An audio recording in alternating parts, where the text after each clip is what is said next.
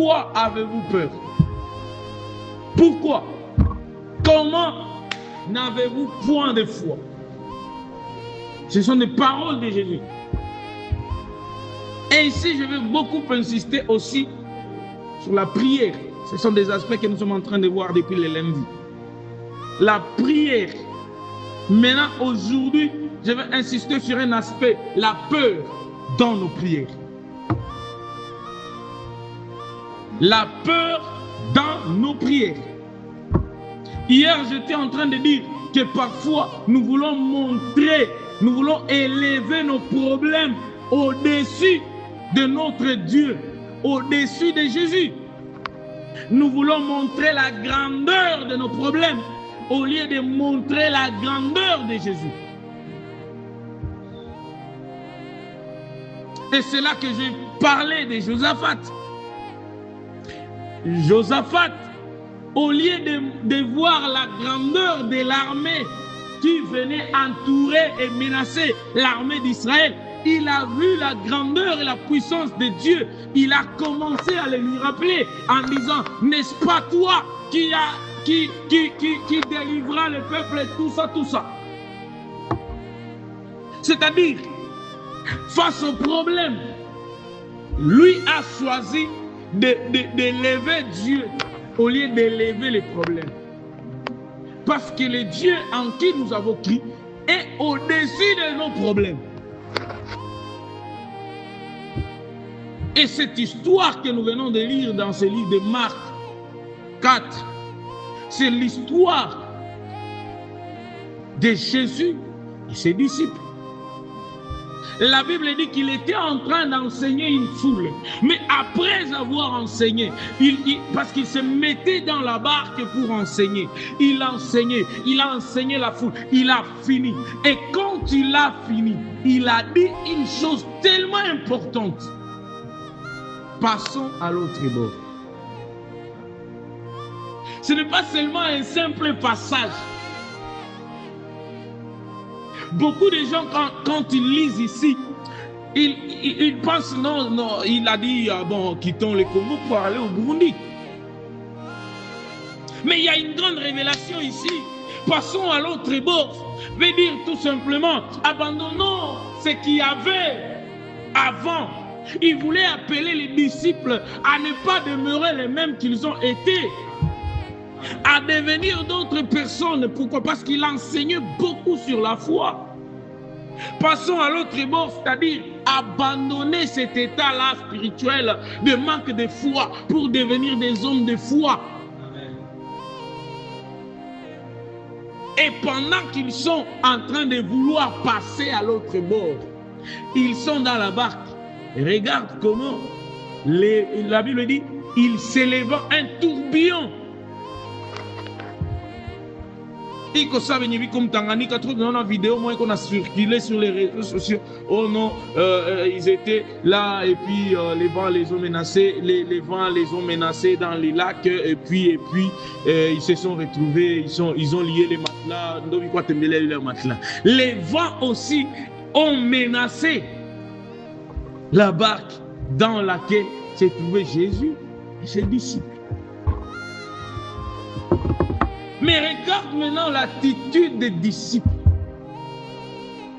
L'attitude des disciples qui étaient censés passer à l'autre bord, alors qu'ils avaient Jésus dans leur barque, ils ont paniqué. Ils ont eu peur. Ils ont eu peur.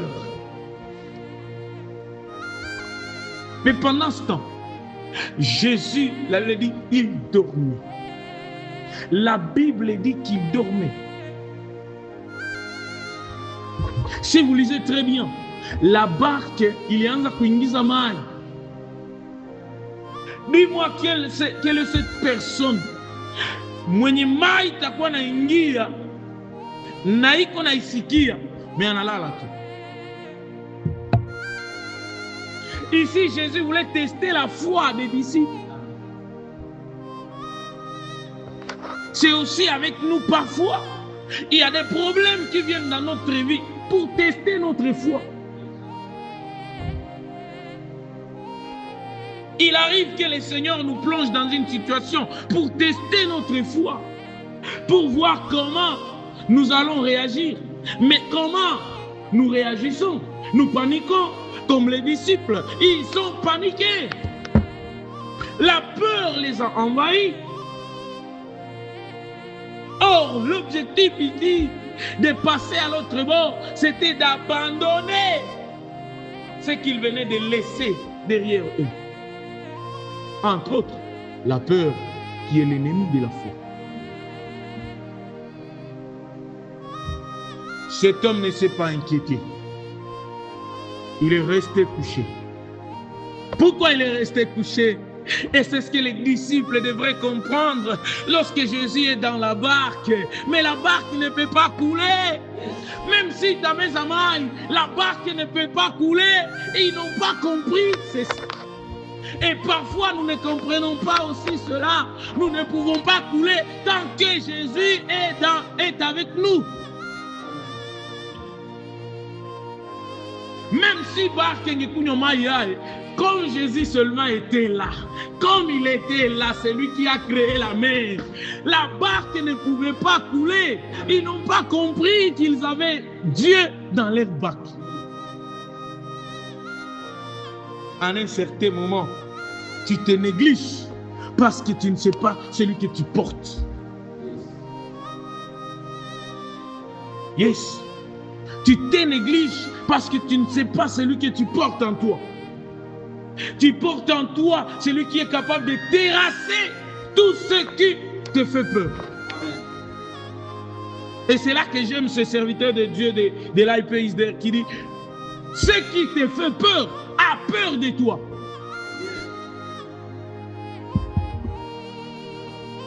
Il y a des situations qui te font peur, mais elles aussi ont peur de toi, ces situations. Il y a des maladies qui viennent dans ta famille, dans ta vie, pour te faire peur. Mais en réalité, elles ont peur de toi. Parce que quand tu vas décider de t'approprier les moments et de parler à ces maladies, elles vont fuir. Mais tu paniques. Au contraire, tu paniques. Au lieu de comprendre la personne que tu portes en toi, avec qui tu es, tu paniques.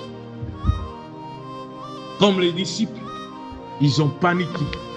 Au lieu de comprendre qu'ils avaient quelqu'un dans la barque et avec qui la barque ne pouvait jamais couler, ils ont paniqué. Ils sont allés les réveiller. Ils sont allés les réveiller. Beaucoup de gens, quand ils expliquent ce passage, ils disent: dans ta vie, il faut réveiller Jésus. Mais je vous dis que ces gens ont commis une erreur de réveiller Jésus. Oui, parce que Jésus lui-même l'a dit. Pourquoi avez-vous peur? C'est-à-dire, il fallait les laisser s'endormir. Et ils ont commis une bêtise. Donc, quand on enseigne que non, dans la vie, il faut réveiller Jésus. Quand il est, en un certain moment, Jésus peut s'endormir dans ta vie. Je te dis bien, il ne peut pas s'endormir. Et il ne demande pas que tu le réveilles. Quand tu le réveilles, c'est parce que tu as peur. Mais quand tu comprends qu'il est avec toi et qu'il fera, parce qu'il dit, il fera à son temps. Même Marie, ils vont à la fête de Cana. La Bible dit que les vins s'étant terminés, Marie les suit. Il dit à Jésus: mon fils, ces gens n'ont pas de vin. Qu'est-ce que Jésus a dit?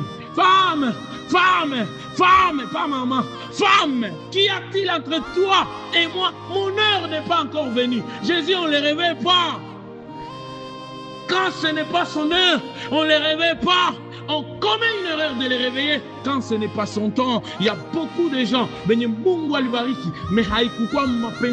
parce que dans la volonté, il existe la volonté parfaite de Dieu et la volonté permissive de Dieu. Alors, il y a des gens qui ont insisté sur quelque chose, le Seigneur les leur a donné, mais les conséquences, nous savons. Pourquoi? Parce qu'ils n'ont pas attendu la volonté parfaite de Dieu. Ils ont voulu les réveiller comme les disciples, en commettant une erreur monumentale. C'est là qu'il va leur dire: Pourquoi me réveillez-vous? Pourquoi avez-vous peur? Pourquoi avez-vous peur? Comment vous manquez la foi alors que vous êtes avec moi dans la barque? Comment on peut s'inquiéter alors qu'on sait qu'on a un Dieu dans notre vie? Comment? Comment? Regarde cette situation qui t'inquiète. Regarde ce qui te fait peur. Et dis-toi aujourd'hui que tu ne dois pas avoir peur. Pourquoi? Parce que Christ est avec toi.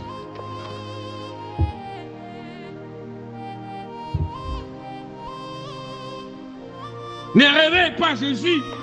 Laisse-les s'endormir.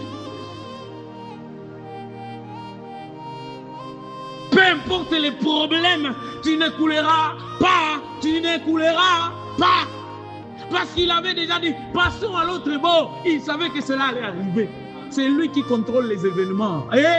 C'est lui qui contrôle les événements. Quand il a dit, passons à l'autre bord, il savait que cela allait arriver. Moi, il ne coulera pas.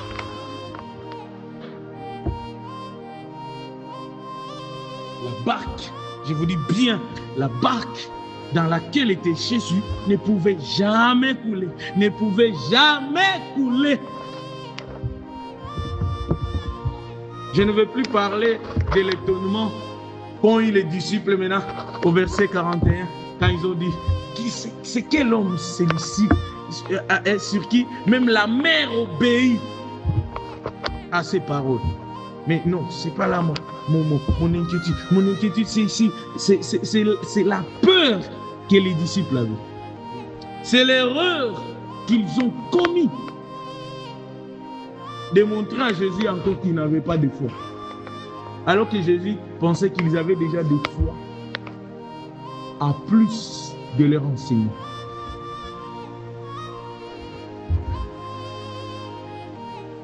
Et c'est ce qui se passe aujourd'hui dans nos églises. Beaucoup d'entre nous n'ont pas de foi. Ils peuvent enseigner la foi à Pakoumazaba. Mais quand les situations s'empirent dans leur vie, ils sont les premiers à paniquer. J'ai dit ici les lundis et les mardis, vous avez un petit problème, mais c'est tout le monde qui connaît déjà les problèmes. Pourquoi? Parce que la foi en vous n'est pas.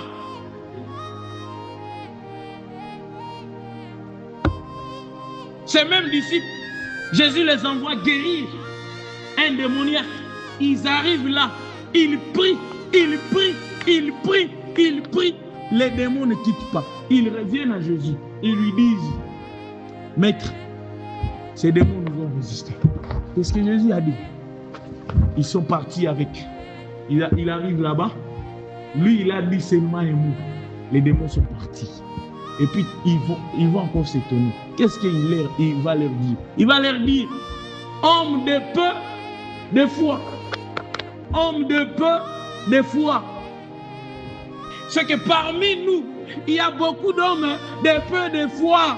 Devant des petites situations, ils voient ça comme grande. Or, j'ai dit quoi? Il faut voir Jésus. Il faut voir sa grandeur. Il faut voir sa puissance. Et non la puissance et non la grandeur du problème. Quand il est dans la barque, c'est tout. L'essentiel, c'est de comprendre que tu l'as. Njoni kambia mtu mmoja, wewe kwa chukoza balozi naambia mlozi asimu tamuonesha na ujui kama Yesu wako uko na Yesu. Kwanza tu uko tu mvuguvugu, uko saa mwenye hauko, hauombaki, uko naenda ambia balozi aseme ndakuonesha. Atakuonesha, atakupingamisha mdomo.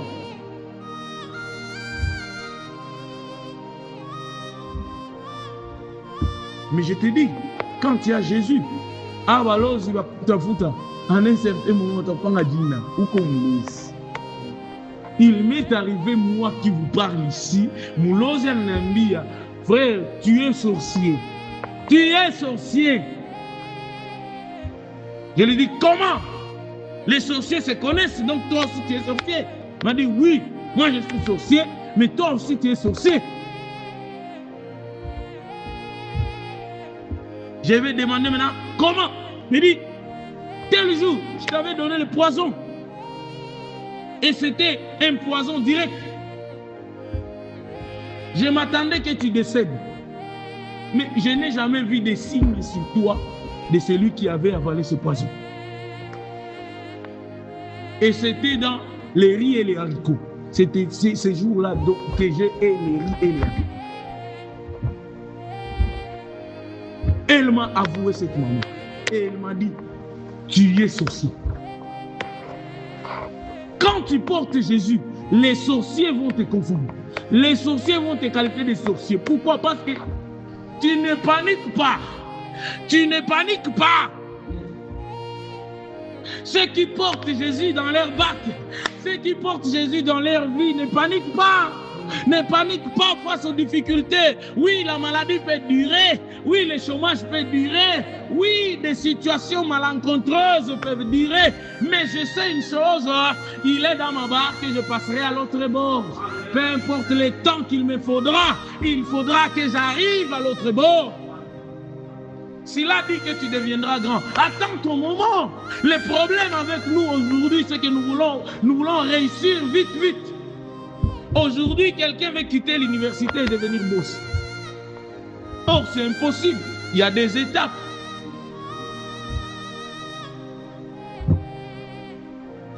Ma prière, c'est que Dieu nous aide à comprendre que nous avons un grand Dieu qui est au-dessus de nos petits problèmes. Moi, je les appelle petits, peu importe leur dimension. Je les appelle des petits problèmes.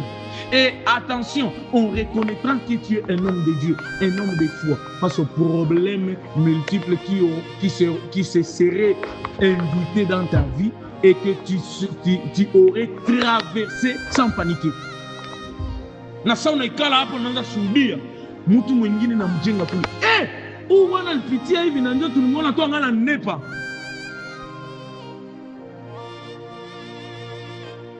Mbona kwangu mimi nilikuwa nishaanguisha?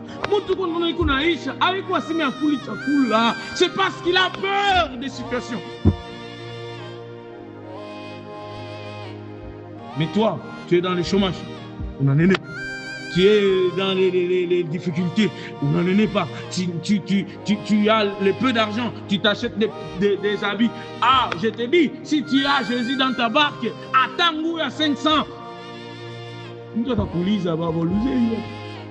Oui, il est dans ta barque. Il fait tout pour ton bonheur. Il fait tout pour ton bien. Invite Jésus à rester dans ta barque. Et je te dis, ne commets pas l'erreur de réveiller Jésus alors qu'il n'est pas encore son temps. Now il habite à l'autre bord. L'objectif, c'est d'aller à l'autre bord. Si lui-même a déjà dit, nous allons à l'autre bord, il sait comment arriver. Il sait comment atteindre l'autre bord, même si la mer pouvait submerger toute la barque. Il savait comment arriver à l'autre bord. C'est pourquoi la preuve, c'est quoi? Maïlingia, ikamgusa naye, akailala tu emo, akupanike, akulamuka. Iko savile unalala kitanda, kisha wanakema wanamwangia kama ipapota la muka tu. Hata uko msingisi hae, utafanya nini? C'est pourquoi venye wanazimia kama mfani. Budogo tu, wa hivi tu. Pourquoi? Parce que Maï, il emblamouche tout. Mais lui, il est resté couché parce qu'il savait, malgré, il boringue mon mal, tout à fait tout. Compte sur Jésus. Il est dans ta barque, ou ta fille. Qu'est-ce qui tourmente ta vie? Qu'est-ce qui fait à ce que tu paniques? Je ne sais pas la situation qui te fait paniquer. Mais je sais une chose, Jésus dans ma barque, Jésus dans ta barque, c'est-à-dire Jésus dans ma vie, Jésus dans ta vie, rien de mauvais ne t'arrivera. Tu arriveras certainement à l'autre bord. Il a promis que ses études tu les termineras, papa. Ata sasa mzazi akufe, mwingine akufe, batu wote mfamilia waishe, bengine ba muyomba baseme si hata kusomesha juu au mtoto wetu. Utasoma tu.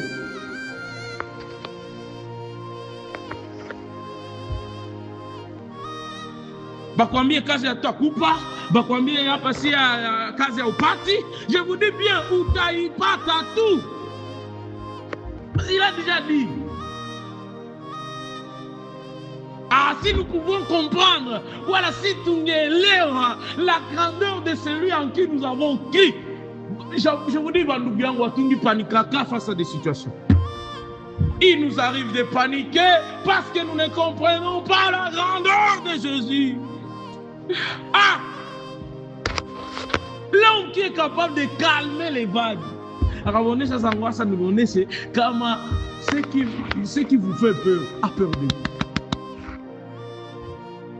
Yesu ndio alianza mfano ya kwanza ya kuonesha hii phrase, ce qui te fait peur a peur de toi. Jésus a la vous avez peur des vagues, vous avez peur des tourbillons. Laisse-moi vous montrer que ces tourbillons ici, c'est moi qui les ai créés, ça m'obéit. Qu'est-ce qu'il a dit? Silence. Silence. Dans d'autres versions, ça dit tais-toi. C'est une parole d'autorité. C'est-à-dire tu ordonnes quelque chose. En un certain moment, lève-toi, dis à ce problème, c'est fini. Ça demande la foi. Ça demande la foi. En un certain moment, lève-toi, papa Mousselou. Prends maman ici, dis, cette maladie, c'est terminé. C'est terminé. Je dis bien, c'est terminé. Et c'est tout, tu laisses. Quelqu'un un jour va me révéler une chose, me dit Célestin, pourquoi quand nous prions pour les malades, nous devons crier, nous devons crier, nous devons crier. Mais Jésus lui disait seulement, ta foi t'a guéri, ta foi t'a guéri. Pourquoi nous ne faisons pas ça? Et il m'a révélé une chose, j'ai dit, oh oui, parce que notre foi réside dans beaucoup de supplications. Mais si nous devrions comprendre que la Bible dit dans Proverbe, la mort et la vie sont au pouvoir de la langue. La mort et la vie sont au pouvoir de la langue. Or, notre langue a le pouvoir de maudire et de bénir. Si nous le savions, nous n'allions pas commencer à prier fort pour qu'un malade soit guéri. Une fille à tout hôpital. Maman, au nom de Jésus-Christ, reçois ta guérison. Au nom de Jésus-Christ, reçois ton travail. Normalisez pas. Au nom de Jésus-Christ, reçois ton diplôme et c'est terminé. Grandeur de Jésus. Il est au-dessus de nos problèmes, au-dessus de nos difficultés. Aujourd'hui, je t'invite à comprendre Jésus plus que tu ne l'avais compris. Oui, je sais bien que tu ne le comprendras jamais. Et moi-même, je ne le comprends même plus. Si on dit qu'on a compris Jésus, donc ce n'est pas Jésus. Donc, je t'invite seulement à comprendre qu'il est dans ta barque, qu'il est avec toi. C'est là que Esaïe a dit, ne promène pas des regards inquiets. Ne promène pas des regards inquiets, car je suis ton Dieu. Je te fortifierai. Je viens à ton secours. Je te soutiens de ma droite triomphante. Dieu nous bénisse et qu'il bénisse cette parole. Amen.